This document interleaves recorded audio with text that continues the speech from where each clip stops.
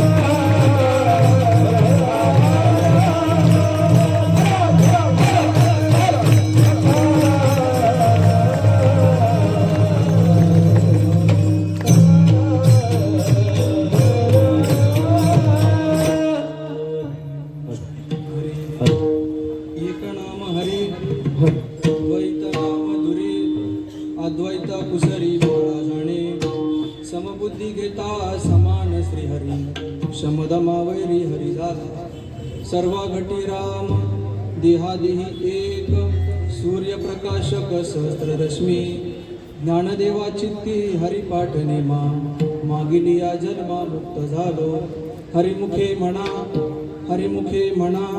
पुण्याची गणना कोण करी महायोग पीठे तटे देहे भरता परमपुंडरी काय जातो मुनींद्र समागत्य तिष्ठन्त मानंद कंदम परब्रह्मलिंगम भजे पांडुरंग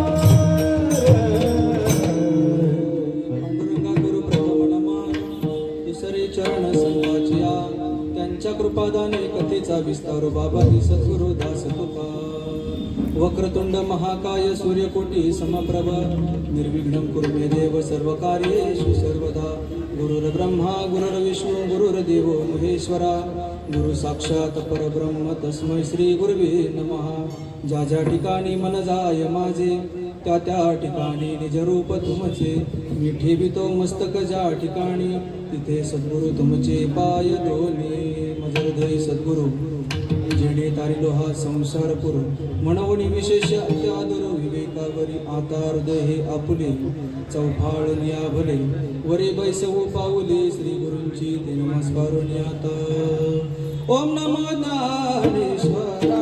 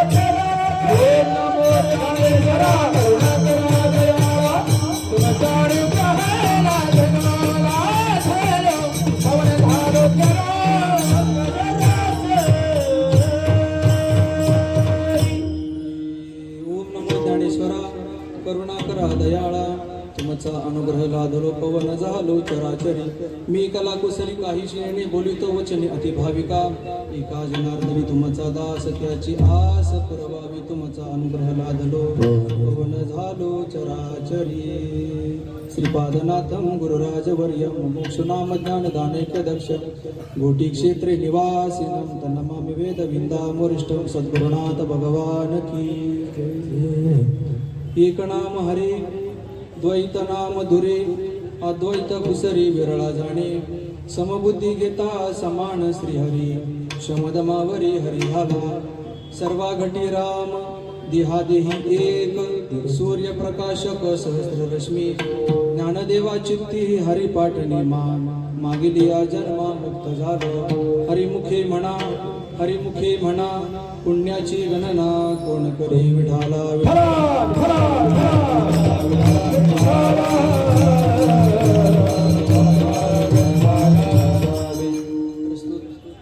प्राप्त प्रसंगी कीर्तन रूपी सेवेकरिता घेतलेला अभंग माऊली महावैष्णव ज्ञानोबराय या ज्ञानोबरायांचा हरिपाठ नावाच्या ग्रंथातील हा 4 चरणाचा अभंग नाम आणि नामाचं महत्व सांगणारा उत्कृष्ट अशा प्रकारचा अभंग आहे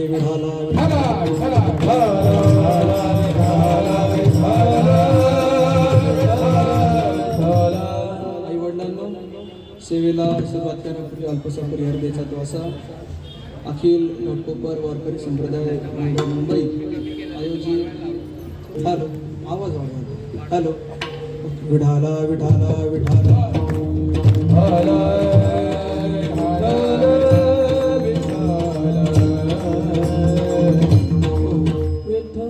आई वडिलांनी अखिल घाटकोपर वारकरी संप्रदाय मंडळ मुंबई आयोजित भव्य कीर्तन सोहळा व अखंड हरिनाम सप्ताह या सप्ताहातील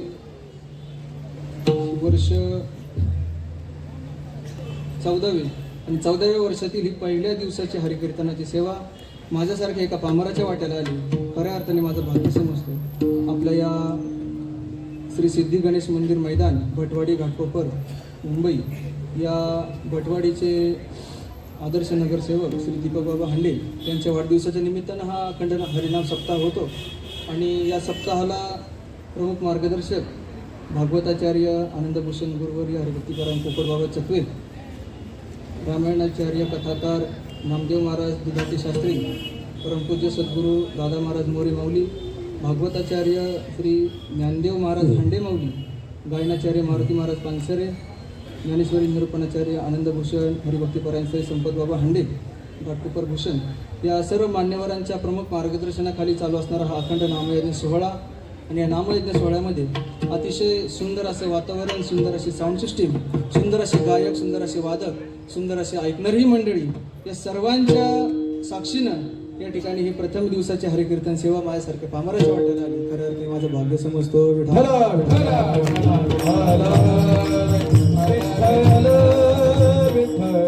मायबाप व्यासपीठावरती तसं आज पाहिलं तर सगळे व्यास बसलेले आहेत की सर्व गायनाचार्य उत्कृष्ट अशी महाराष्ट्रातले नामवंत गायनाचार्य मंडळी, नामवंत मृदुंगमणी, आमच्या आनंद संप्रदायाची ही सर्व अधिकारी मंडळी, ही सर्व व्यास मंडळी आज या व्यासपीठावर बसलेली आहेत. खऱ्या अर्थाने या व्यासपीठावर या व्यासांच्या समोर माझं पीठ नाही झालं म्हणजे कमावलं.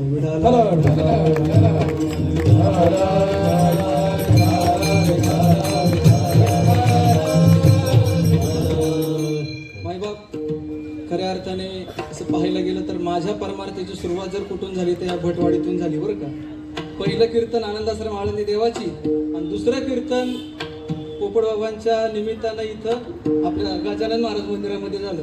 फेटाही बांधता येत नव्हता, आमच्या पोपटबाबांनी फेटा बांधला मला आणि अशा अर्थाने ती सुरुवात झालेली 2014-15चा काळ आणि त्यानंतर आज पुन्हा एकदा सर्वांचं दर्शन झालं.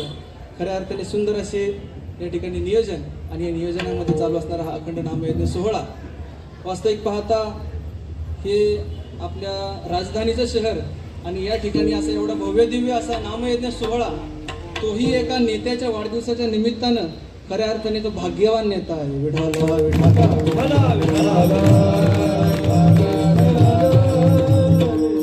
असं जर पाहिलं आम्ही तिकडं आपलं डोंगराला रानामाळाला जाऊन कार्य करणारी, आम्हाला तिकडं म्हणजे मोकळं मैदान, पण इकडं आल्यानंतर हे मुंबई हे असं शहर हे असं पाहिलं थोडं बावचळल्यागत होतं.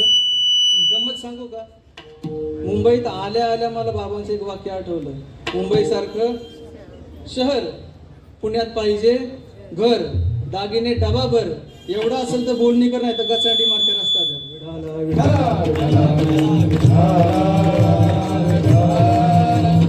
बाबा असं का म्हणत होते ना हे मला आज कळलं. आणि एवढं सांगू का मुंबईकरांनी याच्यावरती अभिमान नाही बाळगायचा. आमच्या आईवडिलाचं लग्न झालं त्यावेळेला आमच्या आईला घेऊन वडील दर्शनाला गेले. त्यावेळेला आमचे बाबा म्हणले, बाई तुला पुण्याचा नवरदेव मिळाला, पुण्याचा सुद्धा मिळाला.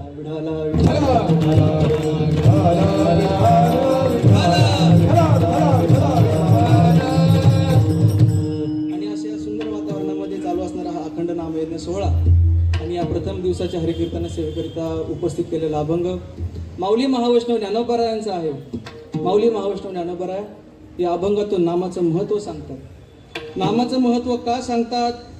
कारण या कलियुगामध्ये जर या जड जीवाला तरुण जायचं असेल तर त्याला एकमेव साधन आहे ते म्हणजे भगवंताचं नामस्मरण. कलियुगे उद्धार हरीच्या नामे, सकळासी येथे आहे अधिकार. कलियुगे उद्धार हरीच्या नामे. या कलियुगामध्ये जर या सकळ जनांना जर तरुण जायचं असेल, या भवसागरातून या जन्म मरणाच्या राहाटीतून जर तरुण जायचं असेल, तरुण जायचं असेल तर त्याच्याकरिता एकमेव साधन आहे ते म्हणजे भगवंताचं नाम. माऊली ज्ञानोबराय सांगतात, एक नाम हरी, ते भगवंताचं एक नाम आहे, ते जर तुम्ही घेतलं तर तुम्ही या भवसागरातून तरुण जाताल. द्वैत नाम दुरी, याच्यापेक्षा दुसरं कोणतंच नाम तुम्हाला तारणार नाही. अद्वैत कुसरी विरळा जाणे. ही जी अद्वैताची रीत आहे, ही अद्वैताची रीत त्या ठिकाणी काही विरळ्या मंडळींकडे आहे. माऊली ज्ञानोबराय सांगतात, अद्वैत कुसरी विरळा जाणे. समबुद्धी गीता समान श्री हरी, शमदमावरी हरी झाला. ज्या वेळेला त्या साधकाला ते नाम मिळतं, नाम मिळाल्याच्या नंतर त्याची समबुद्धी होते, समता त्याच्या बुद्धीमध्ये तयार होते आणि समता झाल्यानंतर त्याला प्रत्येकामध्ये तो भगवंत दिसू लागतो. सर्वागटी राम देहादेही एक, सूर्य प्रकाशक सहस्ररश्मी. माऊली उदाहरण सांगतात, ज्या पद्धतीनं 1000 घटामध्ये पाणी भरलं, त्या प्रत्येक घटामध्ये जर डोकावून पाहिलं तर प्रत्येक घटामध्ये सूर्य दिसतो. बरोबर की नाही? मग दिसणारा सूर्य 1000 का एक? दिसणारा सूर्य हा एकच आहे, परंतु दिसतो 1000 वेळेला. तसं माऊली ज्ञानोबराय या उदाहरणातून स्पष्ट करतात.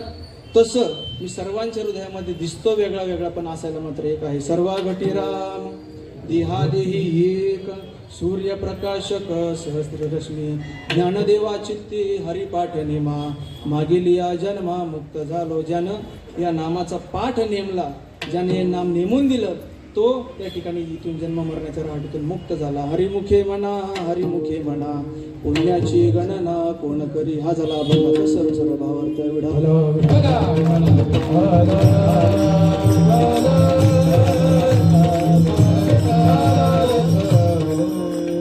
महाराज माऊली ज्ञानोबराय अभंगातून नामाचं महत्त्व सांगतात.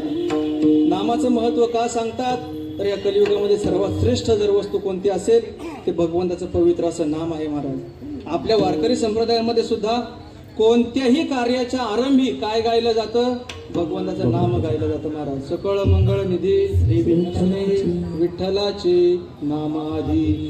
विठ्ठल भगवंताचं नामस्मरण अगोदर करावं लागतं आणि मग कुठल्याही कार्याची सुरुवात होते. पालखी सोहळा आळंदी ते पंढरपूर चालताना पहिला अभंग होतो तो नामपर अभंग होतो आणि मग त्या ठिकाणी पालखी सोहळा पुढे चालतो. किंवा आणखीन एक अभंग जनाबाईचा म्हटलं जातो, नाम घेता वाट चाले यज्ञ पाऊला पाऊले. किंवा नाम विठ्ठलाचे घ्यावे मग पाऊल टाकावे. भगवंताच्या नामस्मरणाशिवाय दुसरं जर काही केलं तर त्या ठिकाणी ते पवित्र पावन होत नाही. जर पवित्र पावन जर आपल्याला कार्य करायचं असेल तर भगवंताचं नामस्मरण हे प्रथमतः करावं लागतं. महाराज मग या नामाचं महिमा माऊली ज्ञानोबराय या अभंगातून सांगतात. हे नाम कधीचं आहे? हे अनादी कालापासून चालत आलेलं नाम आहे. महाराज हो, अनादी कालापासून म्हणजे अगदी ज्या वेळेला ही सृष्टीची निर्मिती होणार होती ना, सृष्टीची जेव्हा काहीच नव्हतं या सृष्टीमध्ये, तेव्हाच हे नाम आहे. महाराज हो, त्याला पुरावा काय? माऊली ज्ञानोबराय पुरावा सांगतात. ज्ञानेश्वरीमध्ये माऊली ज्ञानोबराय सांगतात, ज्या वेळेला ब्रह्मदेवाला ही सृष्टी निर्माण करायला सांगितली त्यावेळेला ब्रह्मदेव भांबावला गेला. त्याला सृष्टी निर्माण करता येईना. सृष्टी निर्माण करता येईना म्हटल्यानंतर त्या ठिकाणी त्या ब्रह्मदेवाला सुद्धा नाक घासून नाम घ्यावं लागलं. आणि त्यावेळेला ब्रह्मदेव सृष्टी निर्माण करण्याच्या लायकीचा झाला महाराज. हो, हे महात्म्याचे शब्द आहेत. ब्रह्मदेवाला सुद्धा सृष्टी निर्माण करण्याची लायकी तयार होण्याकरिता नामच घ्यावं लागलं. तुम्हाला आपल्याला गरज नाही का? नक्कीच गरज आहे महाराज. हो, माऊली सांगतात, पै सृष्टीची उपक्रमा पूर्वी गा विरोत्तमा वेडा ऐसा ब्रह्मा एकला होता मज ईश्वरात न ओळखे ना सृष्टी करू शके तो थोरू केला एके नामे जेणे.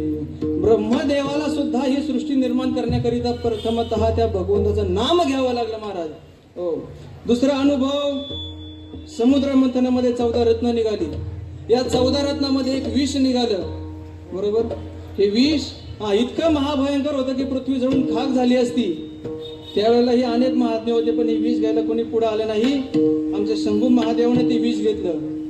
शंभू महादेवाने ज्यावेळेला ते विष घेतलं त्यावेळेला शंभू महादेवाच्या शरीराचा दाह व्हायला लागला महाराज. आणि तो दाह शमवण्याकरिता वासुकी सर्प गळ्यामध्ये धारण केला तरी दाह थांबला नाही. शीतल चंद्र मस्तकावरती धारण केला तरी दाह थांबला नाही. गंगा डोक्यावरती धारण केली तरीही दाह थांबला नाही.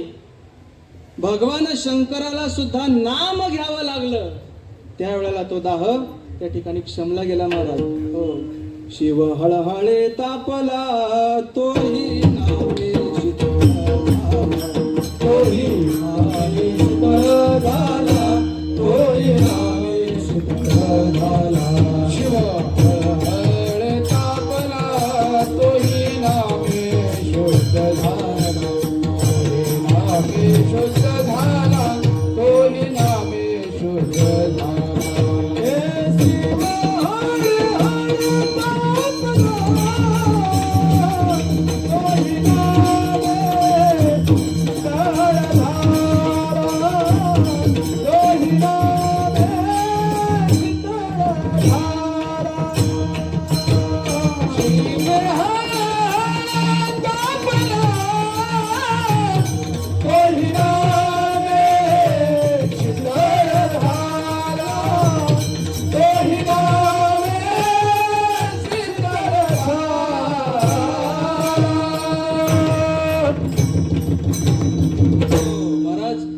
शिव हळहळे तापला.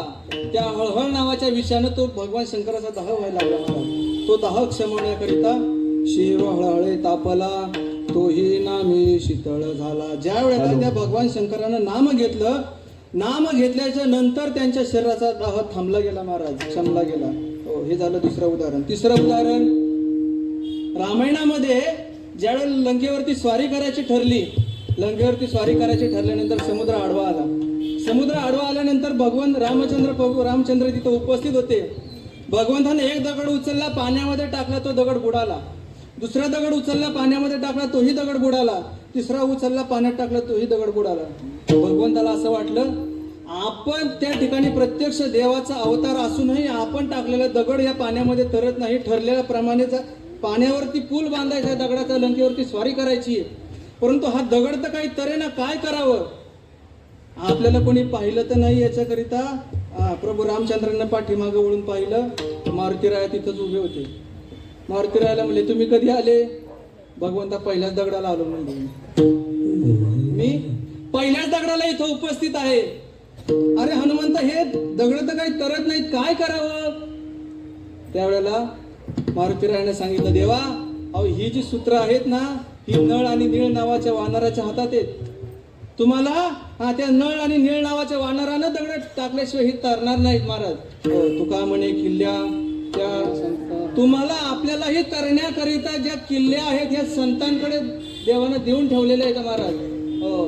त्या नळ आणि नीळ नावाच्या वानरानं त्या दगडावरती रामनाम लिहावं, ते दगड पाण्यामध्ये टाकावा, तो दगड करावा. कथाभाग तुम्हाला सगळ्यांना माहित आहे.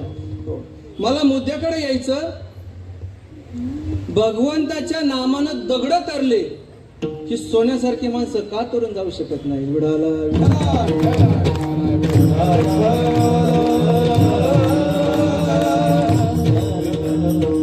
भगवंताच्या नामानं दगड तरले. तुम्ही आपण तर सोन्यासारखी माणसं आहोत, आपण का तरुण जाऊ शकत नाहीत? महाराज, आपणही निश्चित तरुण जाऊ शकतो महाराज. हो, याला पुरावा काय? माझे माऊली ज्ञानोबा पुरावा हरिपाठामध्ये सांगतात. ज्ञानदेव म्हणे तरलो आता उद्धरिलो. माऊली सांगतात, मीही या भवसागरातून तरुण गेलो. कशानं तरुण गेलो? तर माझ्या सद्गुरुनाथाच्या कृपेनं तरुण गेलो. आज तुम्हाला आपल्यालाही या 84 लक्ष योनीच्या भवसागरातून तरुण जायचंय महाराज. आणि ह्या भवसागर तरुण जाण्याकरिता याच्याकरिता एकच साधन आहे, ते म्हणजे भगवंताचं नाम आहे महाराज. तरावया युक्ती असे तुका नाम नौकेत बैसे. तुकोबराय म्हणतात हा भवसागर तरण्याकरिता एकमेव युक्ती आहे, ती म्हणजे भगवंताचं नामस्मरण. मी त्या भवसागरामध्ये तरुण गेलो. कशानं? तरावया युक्ती असे तुका नाम नौकेत बैसे. तुकोबराय म्हणतात मी त्या नामरूपी नौकेमध्ये बसलो आणि हा भवसागर तरुण गेलो. तुम्हाला आपल्यालाही हा भवसागर तरुण जाता येईल महाराज. हो, भवसागर तरुण जाणं म्हणजे काय? या जन्म मरणातून मुक्त होणं.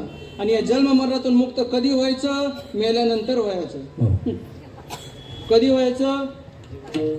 भवसागरातून तरुण जाणं म्हणजे मुक्त होणं. मुक्त कधी व्हायचं? मेल्यानंतर व्हायचं नाही महाराज. तुकोबराय म्हणतात मोक्ष मेल्यापाठी आम्हाशी होईल ऐसे जे म्हणती ते साधा नाही अति मूर्ख. जो म्हणाल की मोक्ष मला मेल्यावरती मिळतो त्याला माझे तुकोबराय म्हणतात हा साधा मूर्ख नाही, अति मूर्ख आहे. हो, मोक्ष कधी मिळवायचा? जिवंत असतानाच मोक्ष मिळवायचा आहे महाराज आपल्याला. आम्हाला जिवंत असतानाच मोक्ष मिळवायचा आहे. आणि जिवंत असताना जर मोक्ष मिळवण्याचं साधन जर काय असेल तर एकमेव भगवंताचं नाम आहे महाराज. मुखी नाम हाते मोक्ष, मुखी नाम हाते मोक्ष, मुखी नाम हाते मोक्ष, मुखी नाम हाते मोक्ष. अर्चिताच बहुताचे,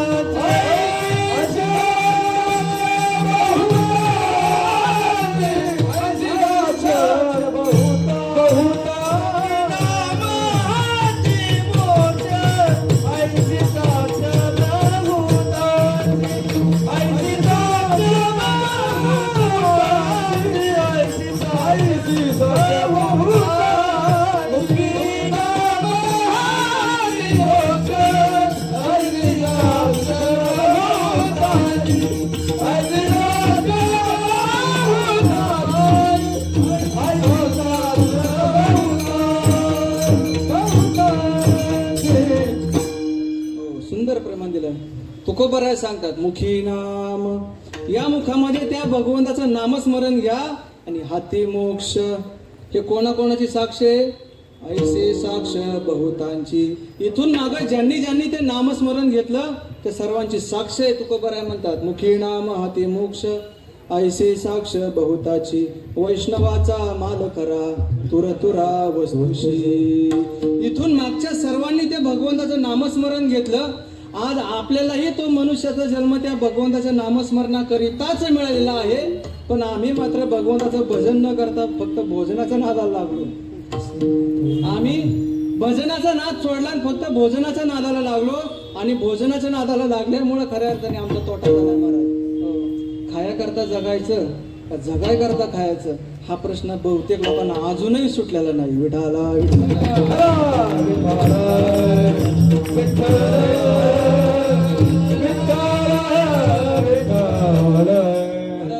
असे पवित्र असणारं नाम तुकोबराय म्हणतात नाम घेता वाया गेला ऐसा कोणी ऐकला. हे भगवंताचं नाम घेतल्यानंतर एखादा माणूस असा मला दाखवून द्या की जो वायाला गेला.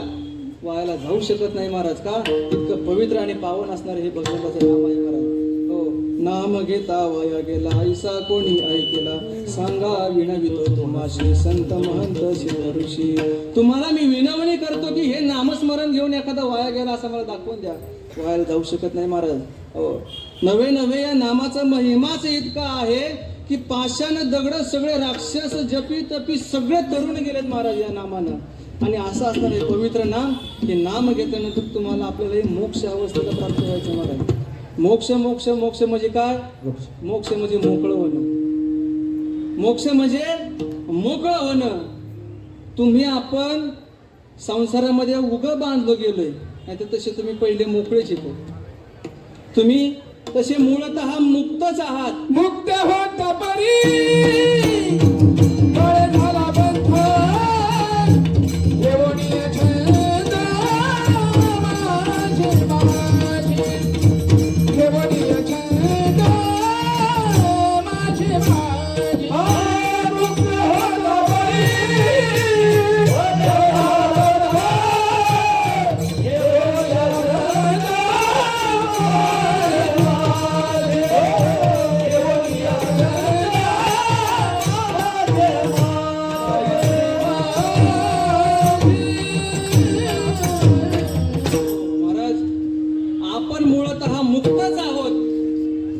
बंधनात अडकलोय आपण.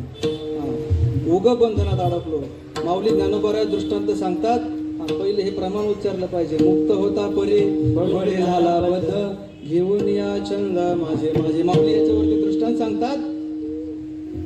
जंगलामध्ये पक्षी पकडणारी जी पारधी असतात ना, हे काय करतात, ते एक युक्ती करतात.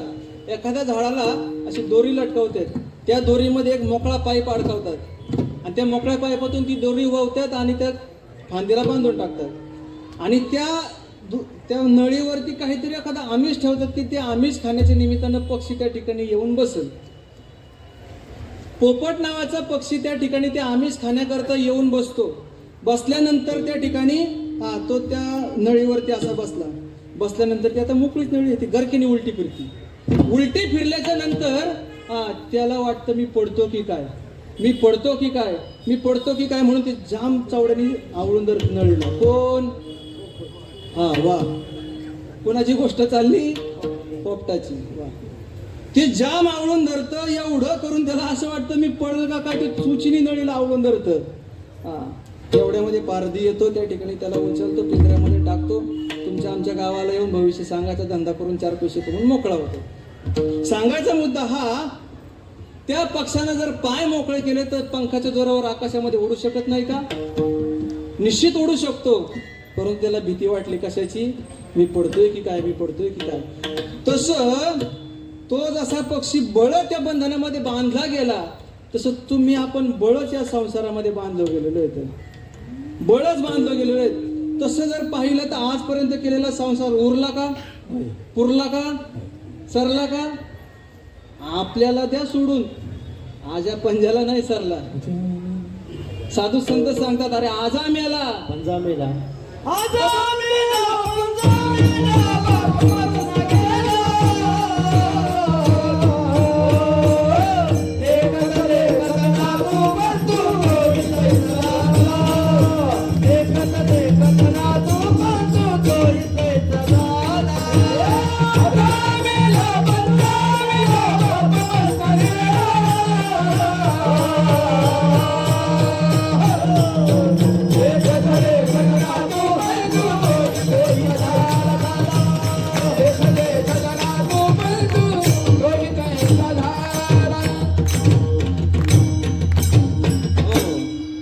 साधू संत सांगतात, अरे आजा मेला पंजा मेला, बाप मसना गेला, देखत देखत नातू पण तोही तैसा झाला.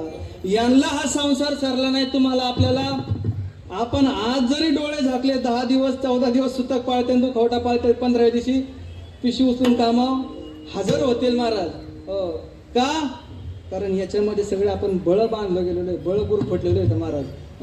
हा दुःख बांधवडीच आहे. दुःख बांधवडी आहे संसार, सुखाचा विचार नाही. हे सगळं दुःखामध्येच बांधलेलं आहे. संसार कोणता सांगायचा?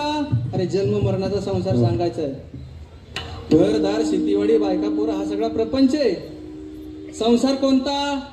पुनरपि जननम पुनरपि मरणम पुनरपि जननी जठरेश इह संसारे फलदुस्त. किती वेळा जन्माला रे, किती वेळा जन्माला रे, किती वेळा जन्माला रे, किती वेळा जन्माला रे, किती वेळा जन्माला रे, किती वेळा जन्माला रे, किती वेळा जन्माला रे.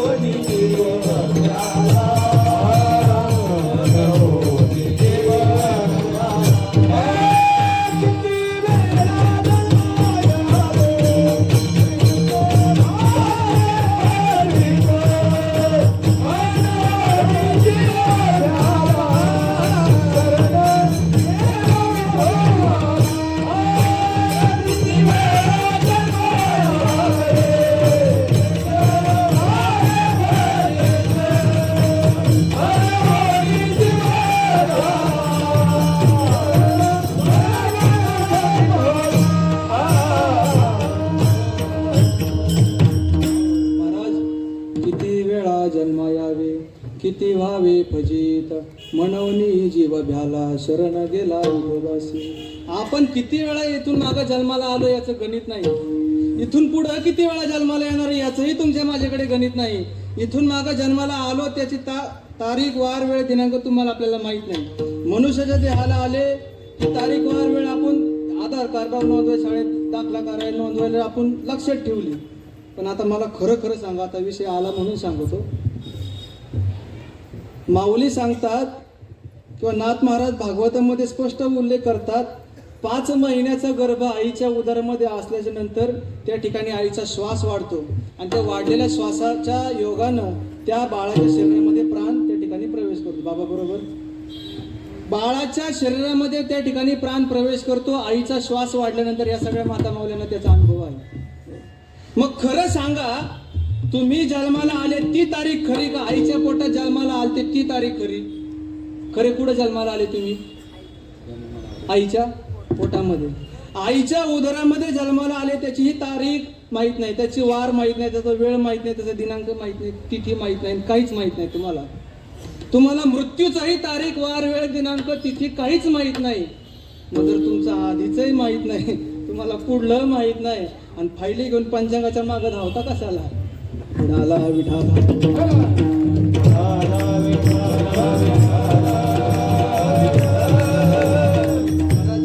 साधू संतांनी याच्यावरती फार मोठे ताशेरे ओढलेले आहेत. आता तो आपला विषय नाही किंवा चालू विषयाला अनुसरून बी नाही. पण तुकोबारायांचे अभंग जर तुम्ही वाचले तर मुहूर्ताची वेळ पाठ का नाही अभंग कुणाला? मुहूर्ताची वेळ मूर्खाला शोभत आणि आयुष्य नसते. पंचांगाने तुकोबाराने सांगितलं. विढाला विढा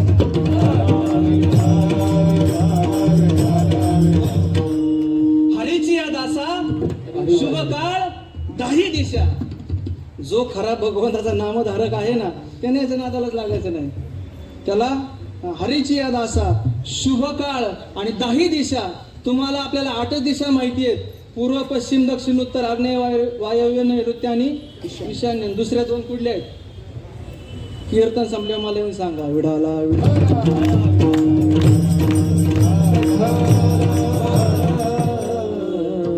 दाही दिशांना त्याला त्या ठिकाणी शुभ घटना आहेत. म्हणून नामधारकाने कधी याच्या नादाला लागायचं नाही महाराज. चला पुढे. आपला विषय चालला होता दुःख बांधवडी आहे हा संसार, सुखाचा विचार नाही कुठे. याच्यामध्ये या जन्म मरणाच्या संसारामध्ये तुम्हाला आपल्याला सुख कुठंच नाही. एखादा प्राणी पशु पक्षाची योनीला जर त्या ठिकाणी जन्माला आला, आता आम्ही तिकडे खेडेगावामध्ये एखादा जर वासरू जन्माला आला गाईला, ते जन्माला आलेलं त्याला दावा गुंडाळायचं, खुटीला बांधायचं की त्याने मरस्तवर त्या दाव्याच्या गोटी फिरायचं. बरोबर? त्याला कितीही जरी इच्छा झाली आहे दावा सोडून पळून जावा तरी सुद्धा त्याला जाता येत नाही. कोणत्याही प्राण्याचा विचार करा. एखाद्या प्राण्याला पिंजऱ्यामध्ये जर जलमता घातला तर मरस्तवर त्याच्यातच राहायचं. तुम्हाला एका जागेवर किती वेळ बसवतं? 2 तास कीर्तनाला सुद्धा माणूस एका जागेवर बसत नाही. हे पाय इकडं, हे पाय इकडं, हे पाय इकडं. आपण 2 तास एका जागेवर बसू शकत नाही. जर शिचं जनावर जन्माला येते तर मरस्तवर त्या दावणीलाच त्याला तर सोडित नाही कुणी आमच्याकडे.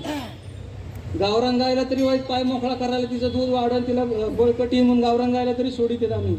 पण जर्सी जनावर तर सोडित नाहीत. मग त्या योनीला गेल्यावर किती दुःख आहे महाराज. बाकीचा विचार तुमचा तुम्ही करा. परंतु साधू संतांना सांगितलं या जन्म मरणाच्या राहाटीमध्ये दुःखच आहे. आणि या मनुष्य देहाला आल्यानंतर आपण प्रपंच करतो. या तरी सुखी आहे का आपण? सुखी आहे का प्रपंचामध्ये? नाही महाराज. इथं सुख पाहता जवा पडे दुःख पर्वता एवढे. या संसारामध्ये या प्रपंचामध्ये सुद्धा सुख अगदी थोडंसं आहे. तुम्हाला आपलं दुःख फार मोठं वाढून ठेवलेलं आहे. हो, आपल्याला थोडंसं काहीतरी एखादी वस्तू आवडते, सफरचंद नावाचं फळ आवडलं, त्याचा आनंद कुठवर? इथून इथवर. त्याच्या खाली गेला की आनंद संपून गेला. तुम्हाला आपल्याला क्षणिक सुख आहे महाराज. मी फार गमतीने एक दृष्टांत सांगत असतो. एकदा भजन करा. विढाला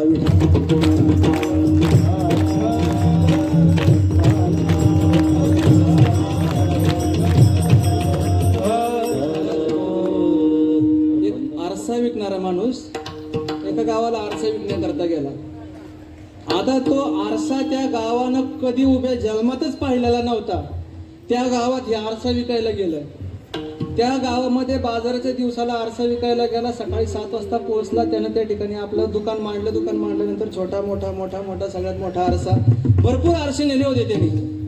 ते दुकान मांडलं. बाजार 7-8 वाजता सुरू झाला. सकाळच्या 7-8 वाजता बाजार सुरू झाल्यानंतर प्रत्येक जण यायचा, काही ना काही खरेदी करायचा, पुढे जायचा. पण ज्या वेळेला त्याच्या दुकानासमोर आला, आता उभ्या जन्मात कधी त्या आरसा नावाची गोष्टच माहित नाही. प्रत्येक जण ती वस्तू उचलायचा. बाबा हे काय रे? ते म्हणायचं ह्याला आरसा म्हणतात. आरसा म्हणजे काय? आरसा म्हणजे आईना. आईना म्हणजे काय? आईना म्हणजे दर्पण. काही कळना, वळ ठेवला, खाली निघाला पुढे. दुसरा आला, त्यांना उचललं. बाबा काय रे? हे म्हणला आरसा. आरसा म्हणजे काय? आईना. आईना म्हणजे काय? दर्पण. काय कळना, वळ ठेवला, खाली निघाला पुढे. दिवस मावळतीला आला. बाकीच्यांचा बाजार हा संपत आला. प्रत्येकानं आणलेला माल त्या ठिकाणी संपत आला. याची भवानी सुद्धा झाली नाही. कुणाची? आरशावाल्याची. वा, आरशावाल्याची भवानी सुद्धा झाली नाही. मग त्यानं त्या ठिकाणी राग आला. त्यानं आपलं भारदान बिस्तरा गुंडाळायला सुरुवात केला. गावचा पाटील आपल्या गावचा बाजार कसा झाला हे पाहण्याकरता बाजारामध्ये आला. आल्याच्या नंतर आता गावालाच उभे जन्मात आरसा माहित नाही. पाटलाला सुद्धा, पाटीलही त्यांचाच ना. पाटलालाही उभे जन्मात आरसा कधी पाहिलं नाही. हे पाठीमागं ओळून त्या ठिकाणी ते बारदान बिस्तरा गोंधळीत होता. पाटील आला, ती वस्तू उचलली. कोणची? हा, ती वस्तू उचलल्यानंतर त्याला विचारलं, बाबा काय रे? दिवसभर तोंड वाजून जमलं होतं. त्यानं मागं वळून न पाहता मला तुझा बाप आहे म्हणला. माग कोण उभा आहे? गावचा पाटील. आणि गावच्या पाटलाला असं म्हटलं, गावचा पाटील बी भोळा बाबडाच होता. ते म्हणला, अरे याच्यात आपल्यासारखंच कोणीतरी दिसतंय. आपला बाप असायला हरकत, आपला बाप असायला हरकत नाही. आपल्यासारखं कोणीतरी याच्यामध्ये दिसतंय. केवढ्याला आहे रे बाबा?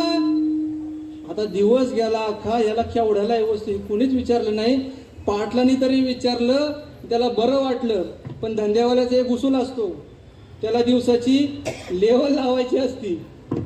5 रुपयाचा आरसा त्याने सांगितला 500 रुपयाला. त्याला शेवटी साहजिक आहे, दिवसभराची लेवल लावायची.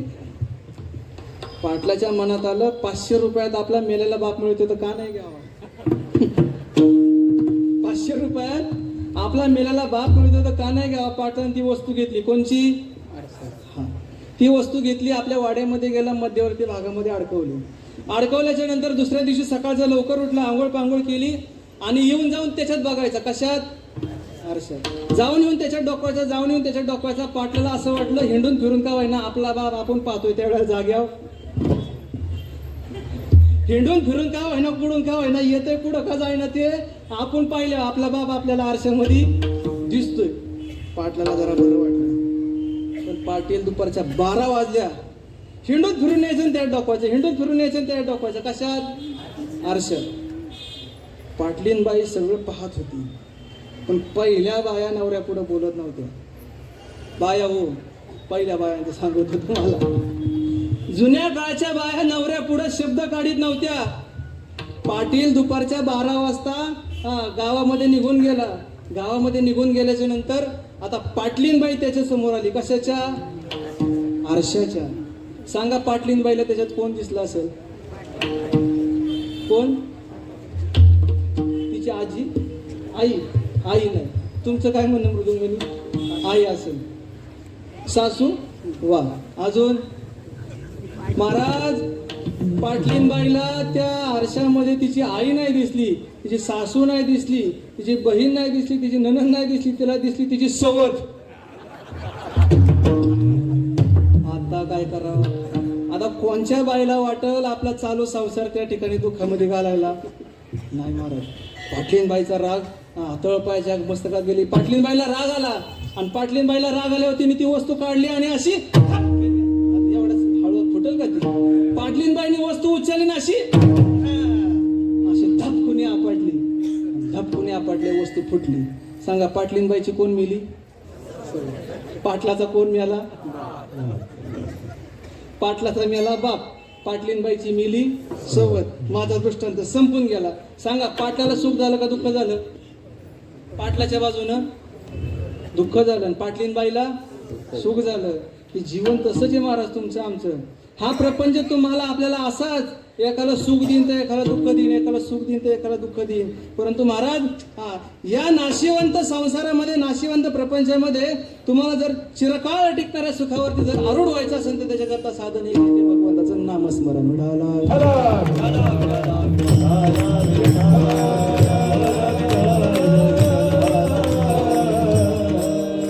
असं असणारं भगवंताचं नामस्मरण जर तुम्ही आम्ही जर घेतलं तर त्या ठिकाणी माऊली ज्ञानोबा सांगतात, तुम्ही आपण सुखाच्या राशीवरती पहुडलो जाऊ. हे नाम किती आहे माऊली ज्ञानोबाने विचारलं तर माऊली ज्ञानोबा आपण वाचा प्रथम विचारतो, एक नाम हरी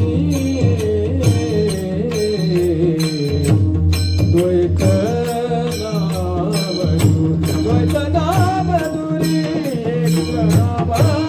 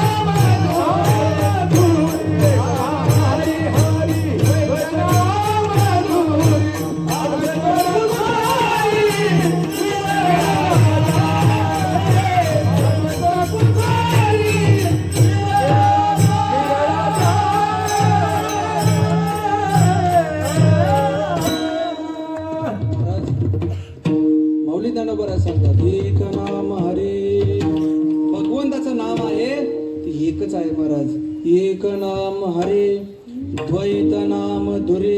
जे द्वैतामध्ये घालणारं जा असल तर त्याला भगवंताचं नाम म्हणू नका महाराज. द्वैत नाम धुरे अद्वैत कुसरी विरळा जाणे. द्वैतामध्ये जर तुम्हाला एखादं नाम घालीत असेल तर ते भगवंताचं नाम नाहीये महाराज. भगवंताचं नामस्मरण हे अद्वैतावरती आणणारं आहे महाराज.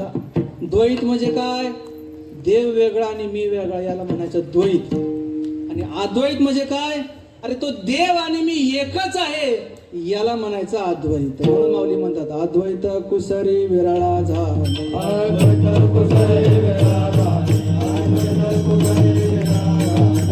नाम हरे द्वैत नाम हरे नाम हरे द्वैत नाम हरे नाम हरे द्वैत नाम हरे नाम हरे द्वैत नाम कुसरी विरळा झाले. अद्वैत कुसरी विरळा झाले. अद्वैत कुसरी विरळा झाले. अद्वैत म्हणजे काय? अरे तो भगवान परमात्मा आणि मी भावावरती ज्यानं तुम्हाला येता येतं ते भगवंताचं नामस्मरण आहे.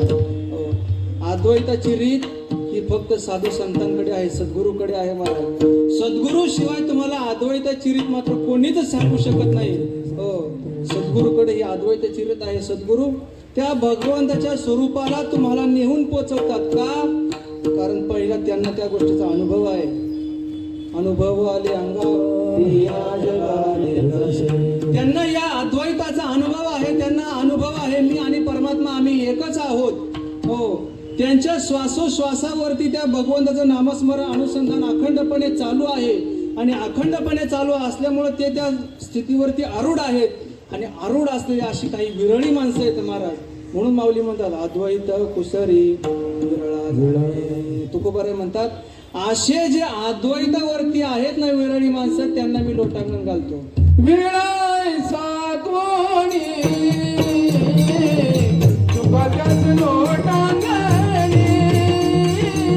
तुकाच्याच लोटांगणी, लोटांगणी, लोटांगणी, तुकाच्याच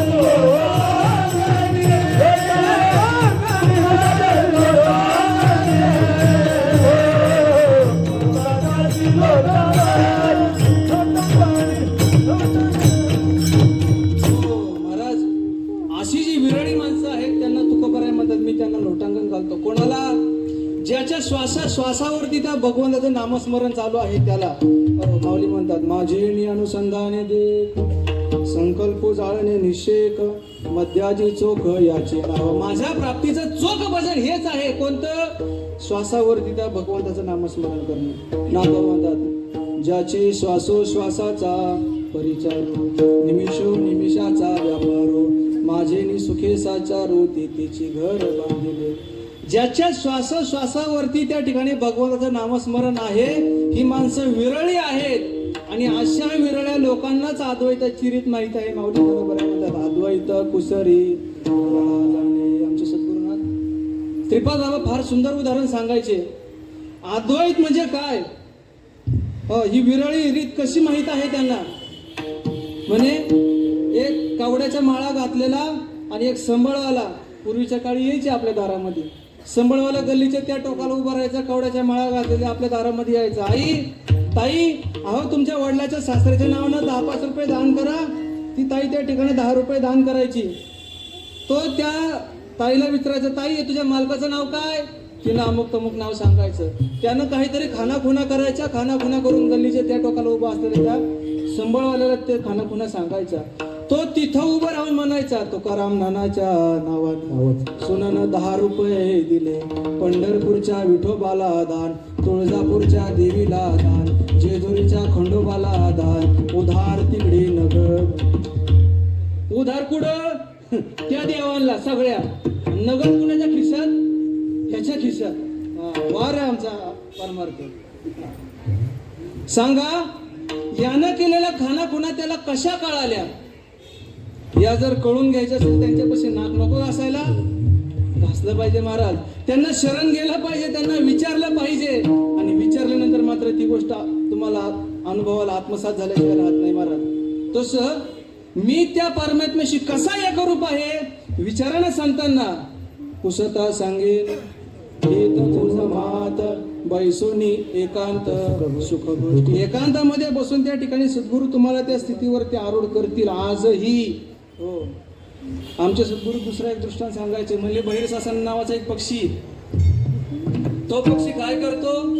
आकाशामध्ये उंच उडतो. समुद्राच्या ठिकाणी एका जागी स्थिर होतो आकाशामध्ये. आकाशामध्ये स्थिर झाल्यानंतर त्या समुद्राच्या पाण्यामध्ये किंवा त्या नदीच्या पाण्यामध्ये कोणता मासा झोपलेला आहे आणि कोणता मासा जागा आहे त्याला तो तिथून पाहतो एका जागी स्थिर राहून. जो झोपलेला मासा आहे ना त्याच्यावरती त्या ठिकाणी वरून तो सूर टाकतो, झेप घेतो. पाण्यामध्ये तो झोपलेला मासा बरोबर चोचीमध्ये पकडतो, काठावरती येतो, खातो, फस्त करतो आणि पोट भरतो. याला शास्त्र म्हणतं संधान, निंदान, स्नान आणि भोजन या 4ही क्रिया तो एकाच वेळेला करतो.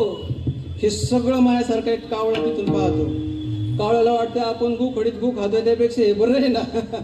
वरून पाहायचं चांगलं ताजं तुझा मासा उचलायचा, कडला आणायचा, खायचं, मोकळं व्हायचं. कबीर महाराज सांगतात कावळा सुद्धा असा वर गेला. कावळा काय आकाशात एका जागी स्थिर राहू शकत नाही. तो असा तडफड लफडण करीत होता. तडफड करीत त्या ठिकाणी त्याला काही दम निघाला नाही. त्याला असं वाटलं आता पाण्यात गुचकाळी मारू, त्या ठिकाणी कोणतरी मासा आपल्या हाताला चोचीला सापडल.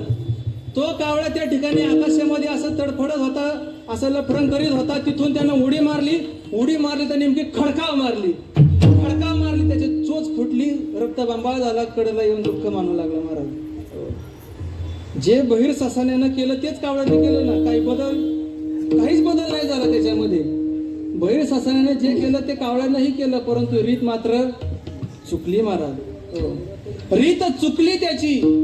बहिर ससाना नावाच्या पक्षाला त्याची रीत माहितीये, कावळ्याला मात्र रीत माहित नाही. कबीर महाराजांनी दोहा तयार केला, जानत नाही बुझत नाही देखत काम करते हो, अरे शेवाळ मी जब मुंडी अडकी तो काहे काव करते हो. शेवाळात मुंडका गुटल्यानंतर आता त्या ठिकाणी काव करून उपयोग आहे का महाराज? उपयोग नाही महाराज. त्याच्याकरिता ती भगवंताला प्राप्त करण्याची जी रीत आहे ती रीत त्या ठिकाणी संतांना विचारावी लागेल. त्या बहिर ससाना नावाच्या पक्षानं त्या ठिकाणी आकाशात स्थिर झाला. संधान त्या ठिकाणी ते भक्ष्य पाहिलं, त्याच्यावरती एक लक्ष केलं, निंदान, समुद्रामध्ये उडी मारली, स्नान, कडला येऊन भोजन केलं. त्या ठिकाणी खाल्लं ते भक्ष्य आणि भोजनही त्याचं त्या ठिकाणी झालं. या चारही क्रिया त्याला एकत्र मिळाल्या. तसं भगवंताचं नामस्मरण घेतल्यानंतर चारही मुक्ती तुम्हाला प्राप्त होणार आहेत. स्वरूपता, सलोकता, सायुज्यता आणि समीपता या चारही मुक्ती तुम्हाला कधी मिळतील? भगवंताचं नामस्मरण घेतल्यानंतर. आणि ज्यानं भगवंताचं नामस्मरण घेतलं त्याच्याकरिता तिन्ही मुक्ती चारे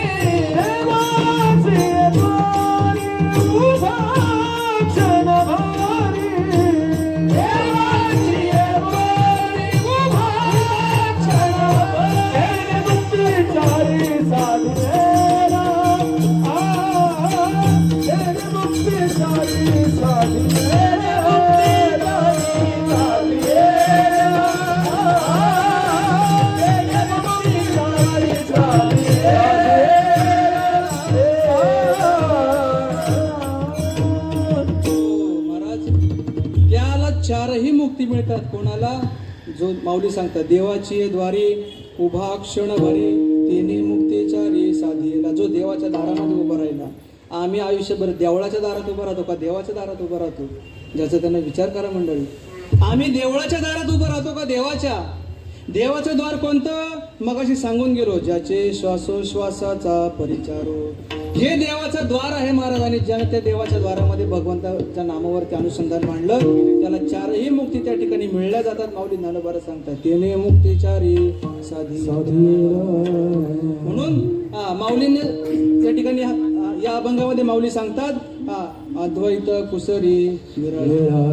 ही अद्वैताची जी रीत आहे ही त्या ठिकाणी विरळ्या माणसांनाच माहिती महाराज. रीतीवरचे आमचे सद्गुरू फार सुंदर दृष्टांत सांगायचे. पाहुणे, तुमच्या नांगराचा फाळ मोडला, एखाद्या ब्राह्मणाला शरण जाऊन उपयोग आहे का हो? नाही महाराज. आपल्या नांगराचा फाळ मोडला, त्या ठिकाणी लाहोराकडे जावं लागल. त्या ठिकाणी दोन तुटलेले भाग एकामेकावरती ठेवील, लाल बुंद तापील, घनानं घाव घालून त्याला पुन्हा एकजीव करल आणि पुन्हा तुमच्या हातामध्ये वस्तू देईल. ही जशी रीत त्या लोहाराला माहित आहे तशी देवाचं आणि तुमचं तुटलेलं नातं जोडण्याची रीत संतांना माहित आहे.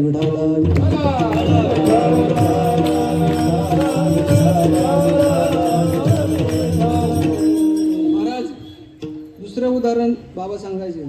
कांद्यामध्ये कांद्याचं बी आहे की नाही? आहे महाराज. आता तुम्ही मुंबईला आले, पण पहिले तर गावाकडेच असताल ना. पहिले तर गावाकडेच असताल. लहानपण तुमचं सर्वांचं गावाकडेच गेलं असेल. कांद्यामध्ये कांद्याचं बी आहे, पण किती टरपलं सोलत बसल्यावर सापडतील? नाही सापडू शकत महाराज. त्याच्याकरिता रीत सांगितली संतांना. एखाद्या उदार असे शेतकऱ्याला शरण जा, तो त्या ठिकाणी मार्गदर्शन करतो. कांदा अर्धा कापावा लागतो, मुळाकडचा भाग जमिनीत लावायचा. 3-3.5 महिने त्याला त्या ठिकाणी खत पाणी, खुरपणी टुरपणी सगळं औषध पाणी जिथे तिथे द्यावं लागतं, तर कांद्यातले बी मिळतात. झाली घातली मळण, झाला मोकळा.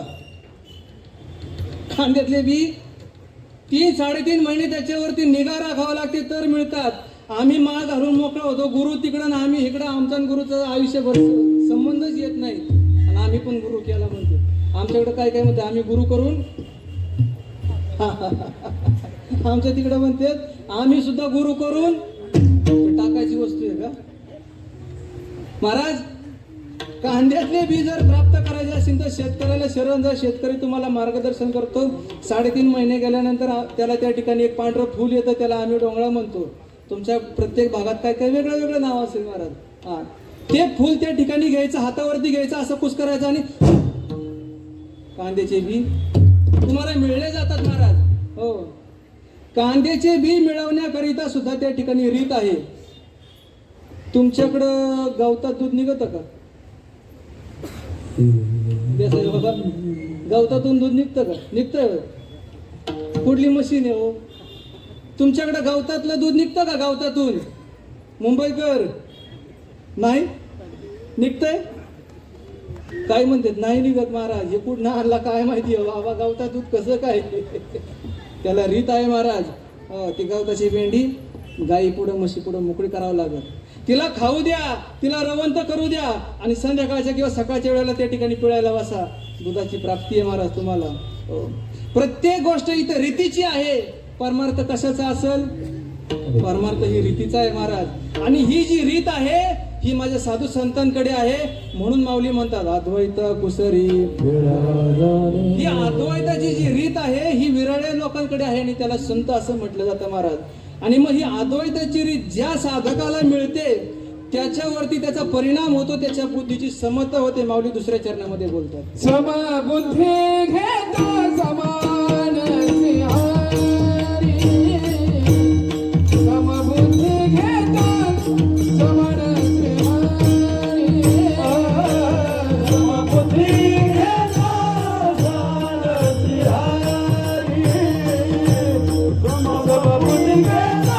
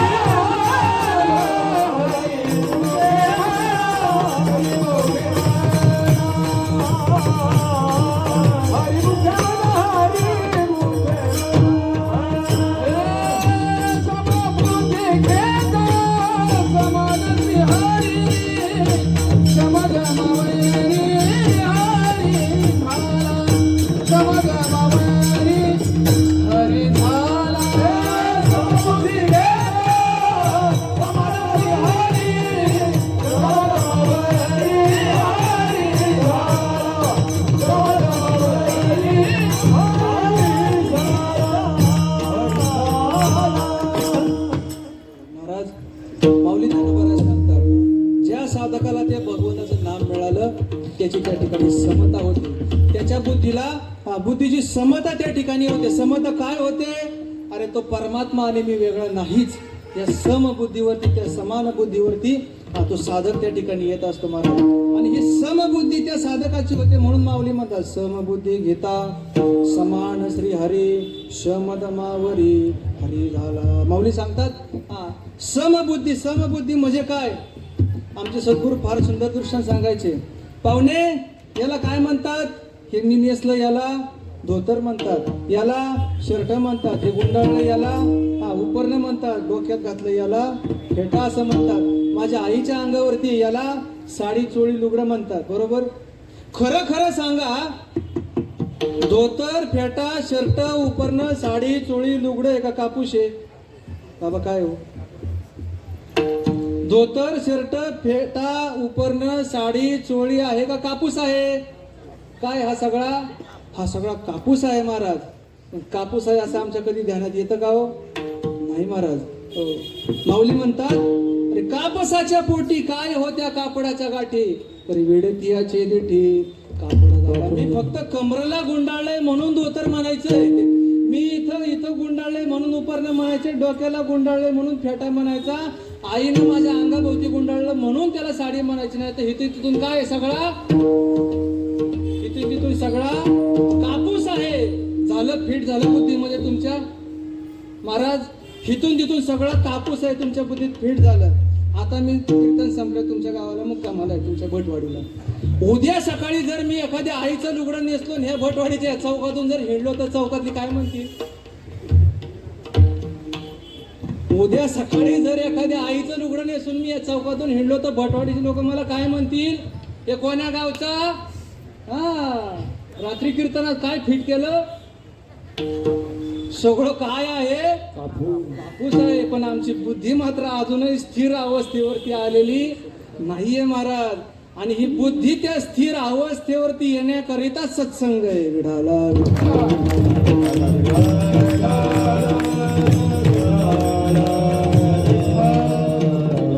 सांगते कची धागा नाना परी कपडे धोतर आणि लुगडी जगामध्ये ब्रह्म दिसे उघडे या जगतामध्ये हे ब्रह्म उघडं आहे हे मुक्ताबाई त्या ठिकाणी सांगते महाराज दुसरं उदाहरण तुम्हाला समबुद्धीचं सांगतो पहा आमचे सद्गुरू म्हणले मी एकदा आमच्या गोटीला इष्टीतून उतरलो आणि इष्टीतून उतरल्याच्या नंतर त्या ठिकाणी आमच्या गावातलं एक जण त्या ठिकाणी कांदे बटाटे लसूण विकत होता आणि कांदे बटाटे लसूण विकता त्या ठिकाणी त्यांनी मला आलेलं पाहिलं म्हणजे भाऊसाहेब जय हरी मला यातलं काहीतरी न्या म्हणले बाबा म्हणे भाऊ माझ्या घरी तर सगळं आता यातलं काही मला नको मग काहीतरी आम्हाला सांगून जा बाबा म्हणे पाहू तू हे जे कांदे बटाटे लसूण विकतो हे जिवंत काय मेलेले तुमचं काय म्हणणं आहे खाली बसलेले तर तुम्हीच मेलेले कांदे तुम्ही आता घरामध्ये कणग्याच्या कणग्या भरून ठेवल्यात ना ज्वारी बाजरी गावाच्या हे जिवंत का मेलेलं कस काय हलतं का ते चालतं का वरची मंडळी गॅलरीतली आमच्याकडे गॅलरीत उभं राहून पाहायचा कार्यक्रम दुसरा असतो असू द्या जाऊ द्या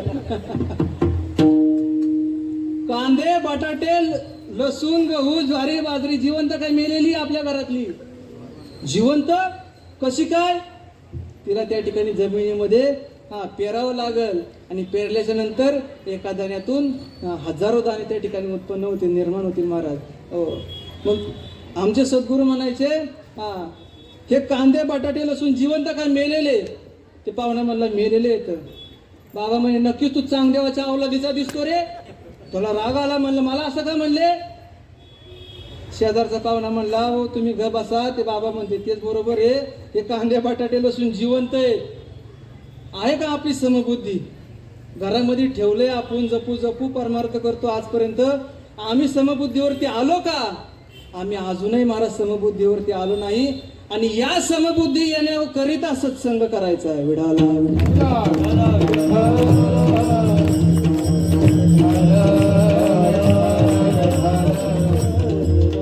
महाराज आपल्या सर्वांच्या लाडक्या नगरसेविका सौभाग्यवती अश्विनीताई दीपक बाबा हांडे ताई या ठिकाणी उपस्थित झालेल्या आहेत सर्वांनी टाळ्याच्या गजरामध्ये ताईचं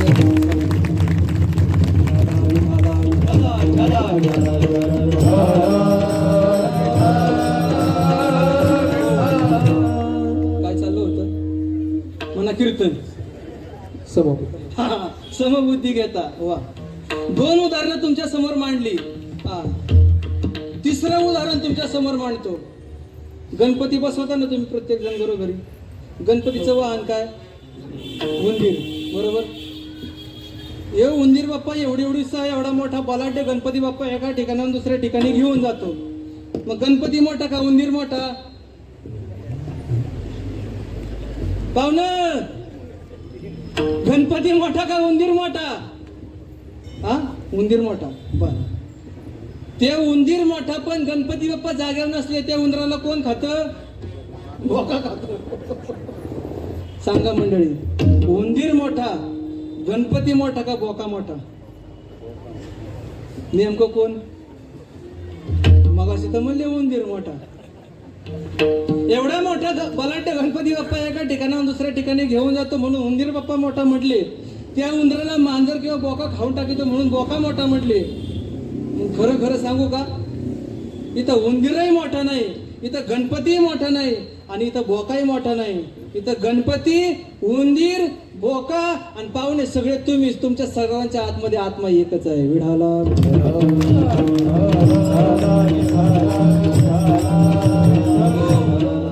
या समबुद्धीवरती साधू असतो म्हणून साधूची संगती करायची आहे म्हणून साधू श्रेष्ठ सांगितलं कलियुगामध्ये साधू थोर जाणा साधू थोर जाणा साधू थोर जाणा कलियुगी या कलियुगामध्ये फक्त साधूच त्या ठिकाणी या समबुद्धीवरती आहे म्हणून जीवानं आपला उद्धार करायचा असेल तर ते साधूची संगती कायमस्वरूपी केली पाहिजे महाराज लक्षात आलं का चौथं उदाहरण तुमच्या समोर मांडतो मी ऐकलेला प्रसंग आहे ज्या वेळेला बुधवारे बाबा आणि चव्हाण बाबा म्हणजे श्रीपाद बाबा आणि रामदास बाबा कार्यक्रमाच्या निमित्ताने त्यांचा एक नियम असा होता गाव जर 2-4 किलोमीटर पुढे असेल तर अलीकडे उतरायचं मधल्या वाटाने साधकाचं घर गाठायचं साधक जरी त्या ठिकाणी न्यायला आले काय झाले तरी साधकाचं मधल्या वाटाने त्याच्या घरी जायचं प्रसंग असा आला गावाच्या अलीकडे एसटीतून उतरले आणि एसटीतून उतरल्याच्या नंतर थोडस पहिल्या काळामध्ये शौचाला गावाच्या बाहेर जायची मंडळी सगळी थोडस हगंदारीचा रस्ता होता बुधवारे बाबा म्हणले बाबा आपण असं करू थोडस ह्या बाजूने जाऊ इकडून लय वास येतोय मोठे बाबा म्हणले बाबा वास तुम्हाला का तुमच्या देहाला बुधवारे बाबा म्हणे माझ्या डोक्यातला खटका मिटला मी दोत्राचा सोगा खोसला आणि मोठ्या बाबांच्या पाठीमागे चालू लागलो म्हणजे का अरे ही समबुद्धी नावाची जी गोष्ट आहे ही समबुद्धी नावाची गोष्ट माझ्या साधूकडे आहे म्हणून साधू सर्वात श्रेष्ठ आहे विढाला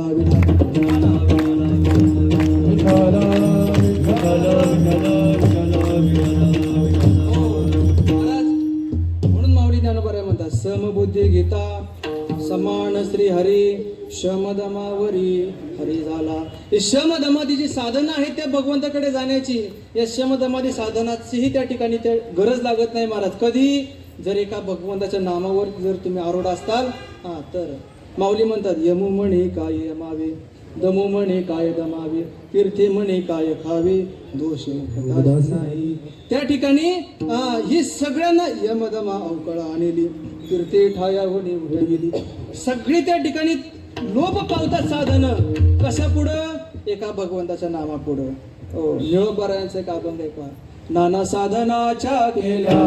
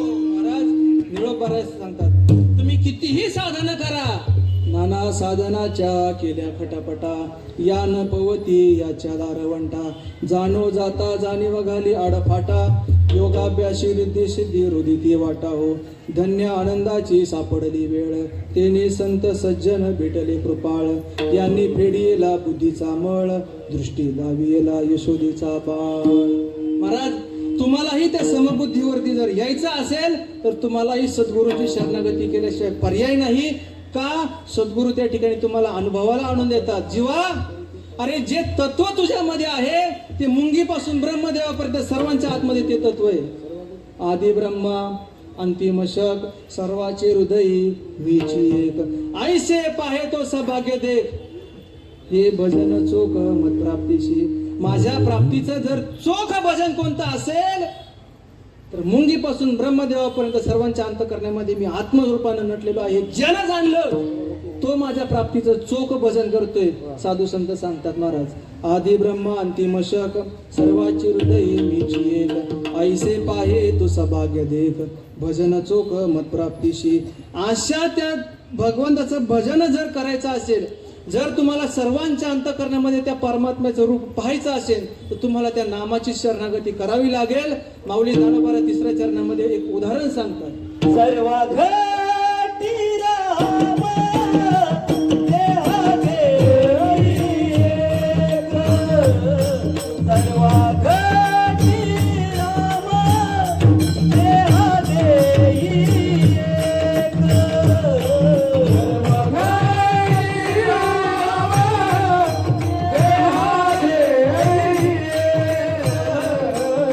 सर्व घटी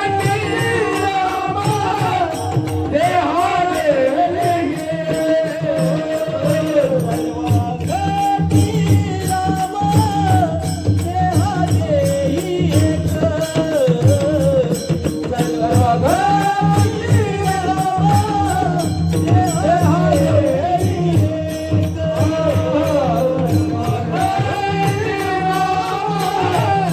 देहा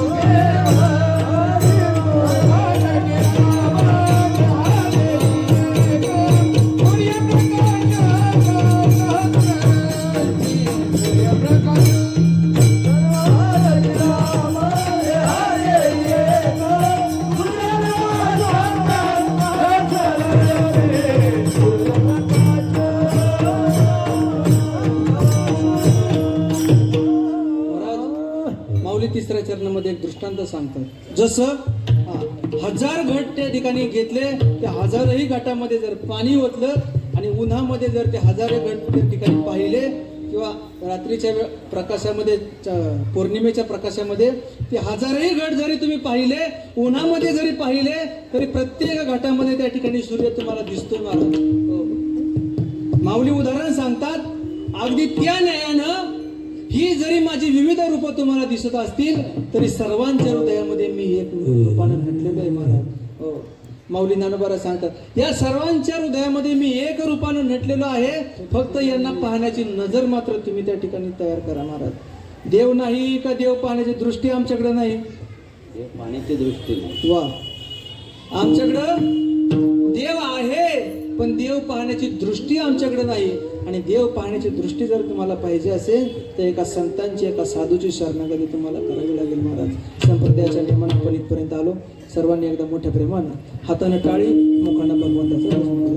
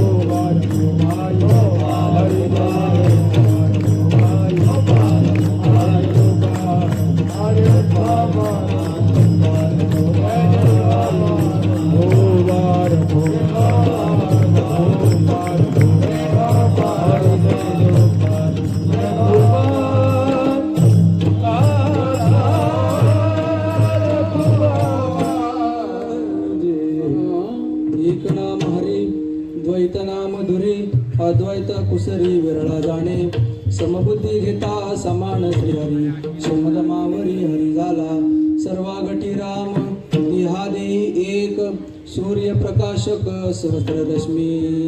माऊली ज्ञानोबा शेवटच्या चरणामध्ये सांगतात, ज्यानं कोणा या भगवंताच्या नामस्मरणावरती अनुसंधान राखलं तो या जन्म मरणाच्या राहाटीतून मुक्त झाला. अभंगाचा ज्ञानदेवाचे हरी पाठणे हरी पाठणे ज्ञानदेवाचे हरी पाठणे हरी पाठणे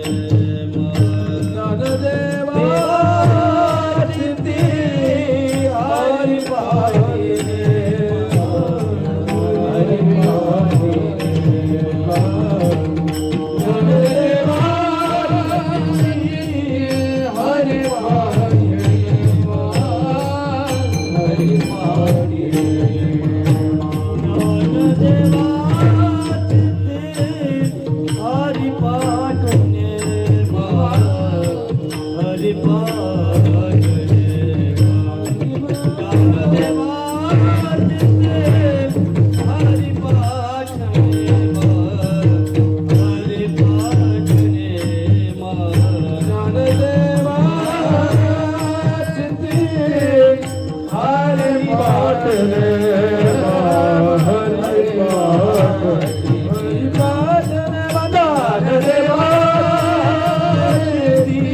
हरी पाठणे